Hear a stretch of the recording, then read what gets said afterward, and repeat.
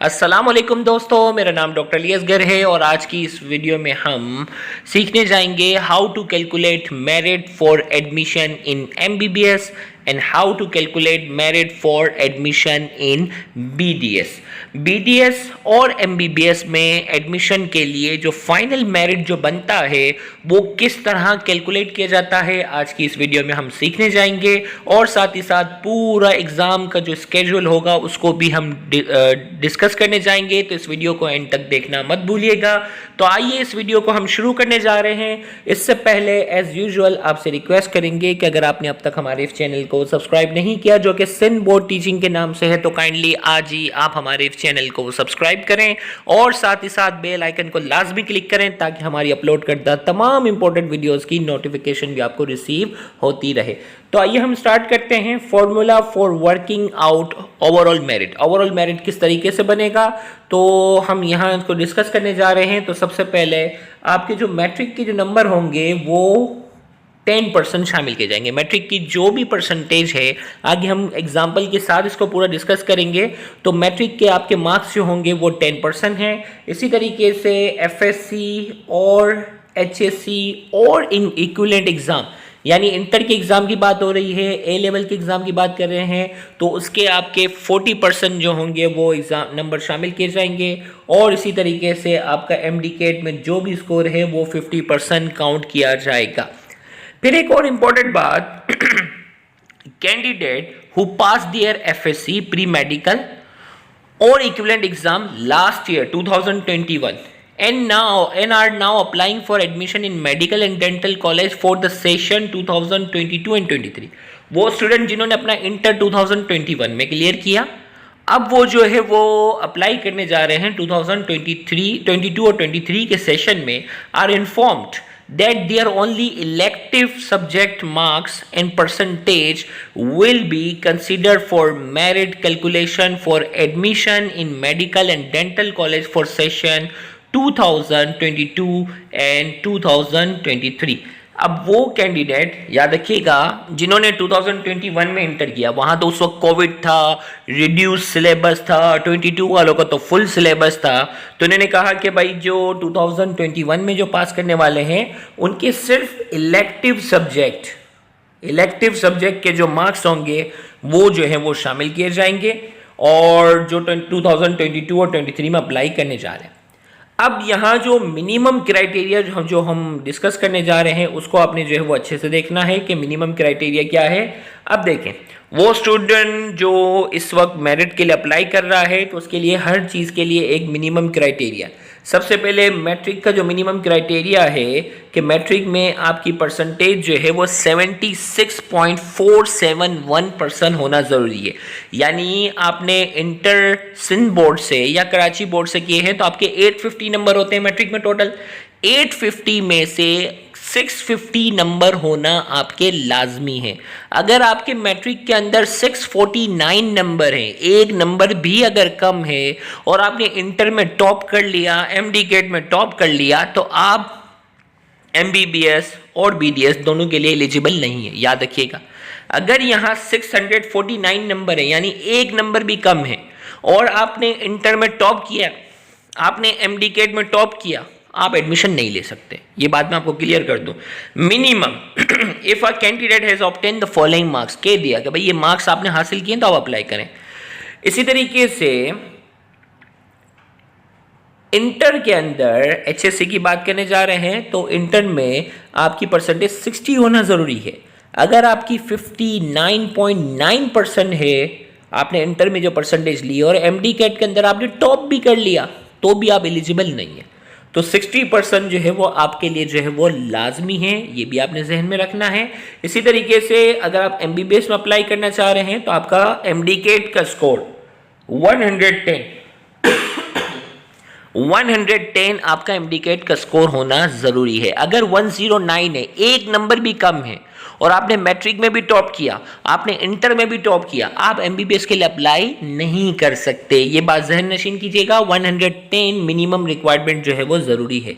इसी तरीके से बीटीएस के लिए मिनिमम रिक्वायरमेंट जो है, आपका स्कोर जो है वो 90 होना ज़रूरी है। अगर आपका स्कोर 89 है, 90 से एक नंबर भी कम है, तो आप जो है वो, बेशक आपने मैट्रिक में टॉप किया हो, इंटर में टॉप किया हो, आप बीडीएस में एडमिशन नहीं ले सकते। और ये बात याद रखिएगा, ये प्राइवेट मेडिकल कॉलेज की भी बात हो रही है।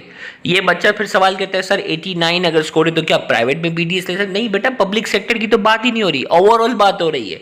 अगर मैट्रिक में आपकी 76% से कम है तो आप एलिजिबल नहीं है। आप एलिजिबल प्राइवेट के लिए भी नहीं है और आप गवर्नमेंट के लिए भी नहीं है। इसी तरीके से इंटर में अगर आपकी 60 नहीं है तो आप प्राइवेट और पब्लिक सेक्टर दोनों के लिए एलिजिबल नहीं है। इसी तरीके से एमडीकेट का स्कोर आपका 110 से कम है तो आप प्राइवेट में भी एमबीबीएस में एडमिशन नहीं ले सकते इस साल। अगले साल बेशक आप इंप्रूवमेंट कीजिएगा, तो इस साल आप प्राइवेट में भी एमबीबीएस में एडमिशन नहीं ले सकते। और इसी तरीके से 90 से अगर स्कोर कम है तो आप प्राइवेट में भी यहाँ इस साल बीडीएस के लिए अप्लाई नहीं कर सकते, यानी इन शॉर्ट किसी भी फील्ड के लिए अप्लाई यहाँ नहीं कर सकते अगर आपका एमडीकेट का स्कोर 90 से कम है। अब इसी तरीके से यहाँ थोड़ा सा मैं आपको कैलकुलेशन करके थोड़ा सा एग्जांपल जो यहाँ दी हुई है वो मैं आपको बता दूँ। फॉर एग्जांपल मिनिमम क्राइटेरिया के तौर पर अगर हम बात करें, एक स्टूडेंट है जिसका मैट्रिक में अगर 76% है और इसी तरीके से इंटर में उसकी मिनिमम रिक्वायरमेंट यानी 60% है और इसी तरीके से एंट्री टेस्ट जो है उसका स्कोर्स का जो है वो 55% है, तो वो कैसे अपना मेरिट कैलकुलेट करेगा? तो 76 है तो मैट्रिक की जो भी आपकी परसेंटेज है उसको 0.1 से मल्टीप्लाई करें, इंटर की आपकी जो भी परसेंटेज है उसको 0.4 से मल्टीप्लाई करें और एमडीकेट का स्कोर आपका जो भी है उसको आप 0.5 से क्या करें, मल्टीप्लाई करें। फिर जो भी नंबर आ रहा है उन तीनों को आप क्या कर लें, प्लस कर लें, तो आपका एक जो है वो एग्रीगेट मेरिट बन जाएगा। ये आपको एग्जांपल थी। इसी तरीके से all candidate in percentage will be rounded up to 5 decimal point, 5 decimal point तक जो है वो उनको जो राउंड किया जाएगा। जैसे अगर आपको थोड़ा सा देख ले ऊपर के एंट्री टेस्ट के जो मार्क्स हैं, एंट्री टेस्ट के जो मार्क्स हैं उसमें देखो कितने आपके पास पॉइंट्स हैं, 27.500। बस ऐसा नहीं है कि 0000 लंबा लेके जाएंगे, ऐसा नहीं है। 5 डेसिमल तक ही जो है वो क्या होगी, कैलकुलेशन होगी। और इसमें लिखा हुआ in case final merit of more than 1 candidate is equal up to 5 decimal. कोई ऐसे कैंडिडेट हैं जिनके दोनों के 5 डेसिमल तक जो है वो कैंडिडेट के जो नंबर है वो सेम हो जाते हैं, the candidate older in age shall stand higher in merit. अब याद रखिएगा कि अगर किसी दो के नंबर अगर 5 डेसिमल तक अगर बराबर हो जाते हैं तो वो स्टूडेंट जिसकी उम्र ज़्यादा होगी उसका मेरिट हाई माना जाएगा। यानी अगर मैं कह दूँ 59 पॉइंट, जैसे यहाँ जो मेरिट दिया हुआ है, जैसे स्कोर आ रहा है ना एग्रीगेट कितना है 59.147%, ये दिया हुआ है ना 5 डेसिमल तक है। और अगर ऐसे दो स्टूडेंट हैं जिनका बन जाता है 59.147 मिसाल के तौर पर, तो जिसकी उम्र ज़्यादा होगी ना उसका मेरिट ऊपर होगा और जिसकी उम्र छोटी होगी वो से एक मेरिट जो होगा वो नीचे होगा। ये बात मैं आपको क्लियर करता चलूं। Following marks shall be added in the total marks of candidates qualifying examination in order to just, देखें यहाँ ये कह रहा है कि अब जो है वो डिस्कस जो करने जा रहे हैं कि कौन से मार्क्स जो होंगे वो क्या होंगे, ऐड होंगे, हम उसकी बात करेंगे। एक मिनट, ओके। अब देखें, अब जो मार्क्स हम बताने जा रहे हैं ना, following marks shall be added in total marks, total marks जो बनेंगे उसमें ऐड किए जाएंगे of candidate HSC pre medical. ये टोटल एग्रीगेट में शामिल नहीं होंगे, आपके इंटर के मार्क्स में शामिल होंगे, यानी इंटर का जो 40% वाला मार्क्स है उसमें शामिल होंगे। अब वो कितने मार्क्स है, 20 मार्क्स। कितने हैं, 20 मार्क्स किसके लिए हैं, 20 मार्क्स शामिल होंगे। 20 marks will be added to Hafiz Quran candidate subject to the clearance of Hafiz Quran interview. ऐसे नहीं कि आपने सर्टिफिकेट जमा करवा दी तो 20 नंबर मिले, आपको इंटरव्यू भी पास करना पड़ेगा।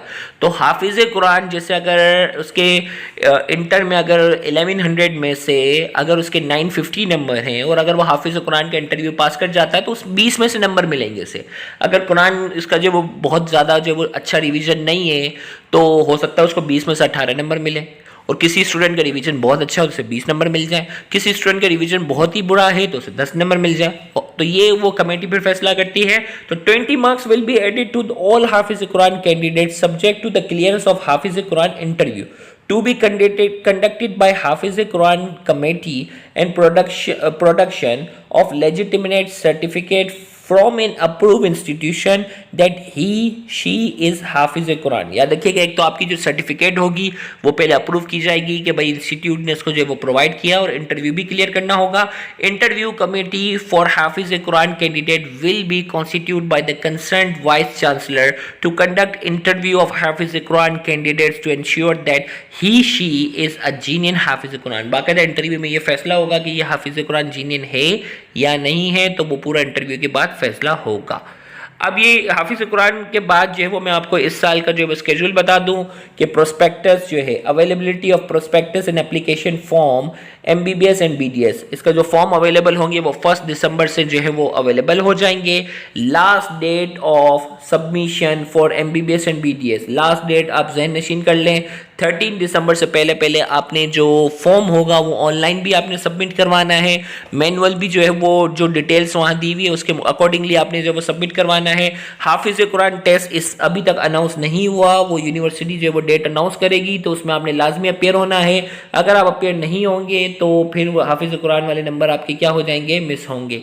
फिर इसी तरीके से जो है वो special medical board for disable candidate, disable की जो आगे हम सीट्स जो अलग अलग यूनिवर्सिटीज़ की हम सीट डिस्कस करेंगे, तो उसमें डिसेबल कैंडिडेट की सीट के लिए जो वो स्पेशल मेडिकल बोर्ड जो होगा वो बैठेगा और डिसाइड करेगा क्या ये डिसेबल कैंडिडेट की सीट के लिए एलिजिबल है या नहीं है।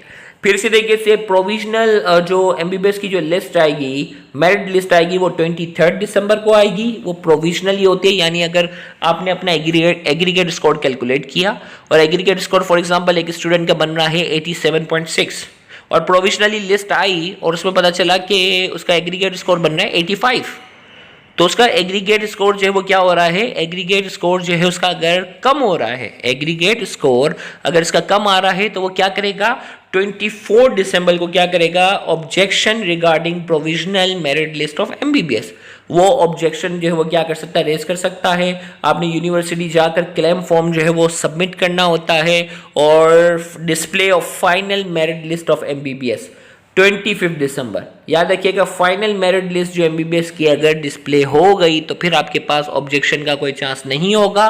तो प्रोविजनल लिस्ट जो 23 दिसंबर को जो डिस्प्ले होगी, इसमें हर स्टूडेंट ने बहुत अच्छे तरीके से कंफर्म करना है कि आपका जो एग्रीगेट स्कोर बन रहा है क्या एग्जैक्ट वही है या नहीं है।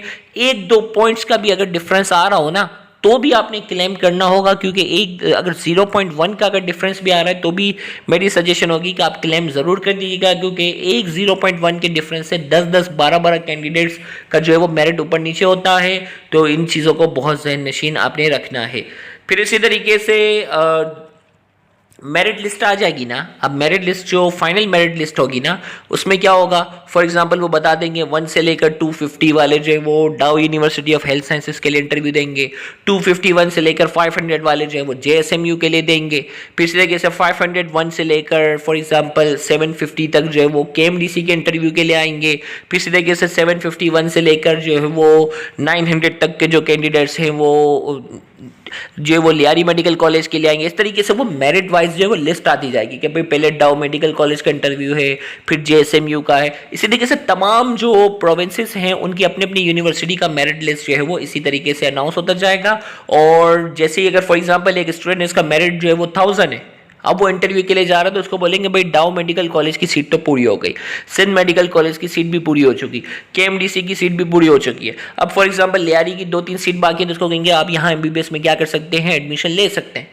अगर वो 1000 मेरिट वाला अगर वो कहेगा कि मैं चाह रहा हूँ डाउ मेडिकल कॉलेज में ले, तो फिर इसके पास क्या हो जाएगा, आपके पास जो है फाइनल मेरिट लिस्ट जो आ जाती है ना, उसमें इंटरव्यू होगा और इंटरव्यू में पहले मेरिट की सारी लिस्ट जो है वो पूरी हो जाएंगी। इसकी भी डेट अब तक जो है वो अनाउंस नहीं है, मेरिट लिस्ट के बाद अनाउंस की जाएगी।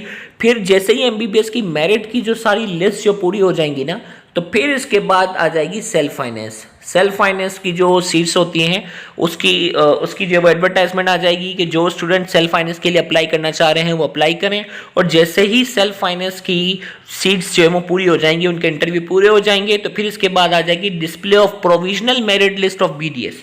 पहले एमबीबीएस वाले जो सेल्फ फाइनेंस वाले मेरिट वाले सारे पूरे हो जाएंगे तो फिर प्रोविजनल मेरिट लिस्ट आ जाएगी बीडीएस की। वो बीडीएस की मेरिट लिस्ट जो है वो डिस्प्ले होगी और मेरिट लिस्ट जो डिस्प्ले होगी इसके बाद जो है वो वही ऑब्जेक्शन वाला सिलसिला होगा कि अगर आपका स्कोर आपकी जो कैलकुलेशन के मुताबिक अगर पूरा नहीं है तो आप ऑब्जेक्शन कर सकते हैं और इसके बाद जो है display of final merit list आ जाएगी और फाइनल मेरिट लिस्ट के बाद जो है वो बीडीएस के लिए इंटरव्यू किए जाएंगे और उसमें भी यही होगा कि भाई सबसे पहले doctor Irshadul institute of oral health science के इंटरव्यू होंगे, फिर इसके बाद जो वो Sindh institute of oral health sciences जो जेएसएमयू के अंडर है, फिर इसके बाद KMDC Karachi medical and dental college में जो बीडीएस की सीट्स हैं उसके लिए जो है वो इंटरव्यू किए जाएंगे और ये तमाम सीट्स मुकम्मल हो जाएंगी। फिर इसके बाद जो है वो यूनिवर्सिटी अपनी एमबीबीएस की क्लासेस कब से आगाज़ होंगी उनका डेट अनाउंस करेगी और इसी तरीके से बीडीएस की क्लासेस कब से शुरू होंगी उसकी डेट जो होगी वो अनाउंस की जाएगी। तो ये इस साल का जो है वो पूरा स्केड्यूल है जो आज की इस वीडियो में हमने डिस्कस किया। इंशाल्लाह अगली आने वाली वीडियोस में हम तमाम यूनिवर्सिटीज़ की एक एक जो मतलब सीट डिस्ट्रीब्यूशन है उसको डिस्कस करेंगे और उनके फीस स्ट्रक्चर को भी डिस्कस करेंगे। उम्मीद करते हैं वो वीडियो भी आपके लिए काफ़ी हेल्पफुल होगी। Thank you very much. अल्लाह हाफिज़।